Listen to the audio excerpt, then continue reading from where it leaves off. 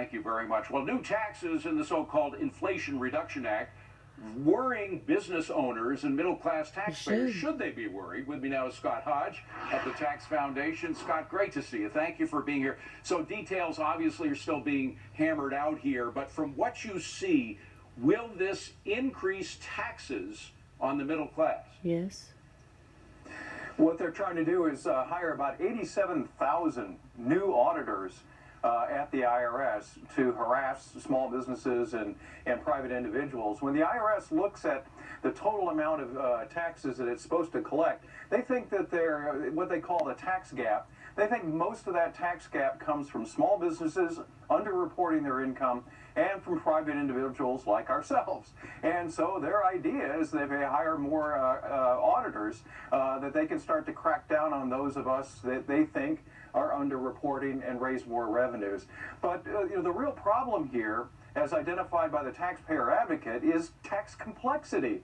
That's the biggest problem facing taxpayers, and this bill will actually make the tax code much more complicated by adding a couple of dozen new tax credits for everything from new hybrid vehicles to all kinds of environmental projects.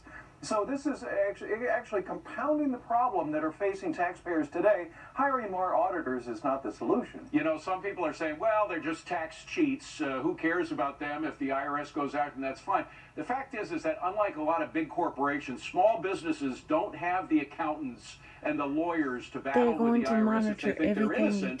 So sometimes they just pay it off because they can't afford a long, extended battle with the IRS. That's what's going on. We actually have a chart also of the income brackets and who is being targeted by the IRS. Clearly, the onus falls on smaller business and the middle class.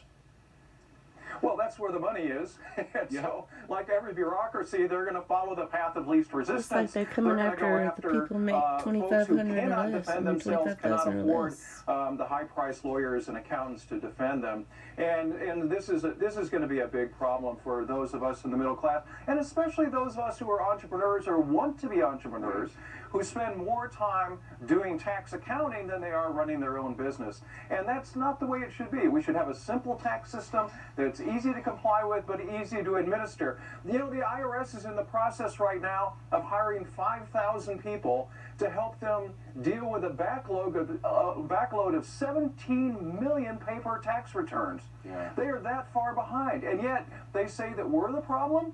No, the IRS is broken. It's fundamentally broken. It can't fix itself, and adding more auditors and adding more to its budget is not the solution. And adding more regulations that force small business to hire more accountants that they can't really afford, particularly with a labor shortage. It is a mess. By the way, what will it do to growth very quickly? Because we've had 2 negative quarters of economic GDP.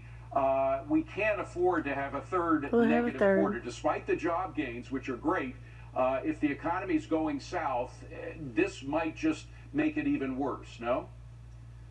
Yeah, the bill is kind of fraudulent because it actually increases the deficit in the near term, and all of the so-called deficit reduction that they're promising comes years and years in the future. And so, you know, what they're doing is a little bait and switch here to kind of to try to convince us to buy into this thing when it's actually going to be harmful for the economy. Our modeling shows that it's going to reduce jobs by about at least 30,000. It's going to reduce the size of the economy, reduce capital investment. This is not what the economy needs right now. It needs lower taxes and less complexity as well. All right, Scott Hodge, good to see you, my friend. Thank you for being here. So with the latest employment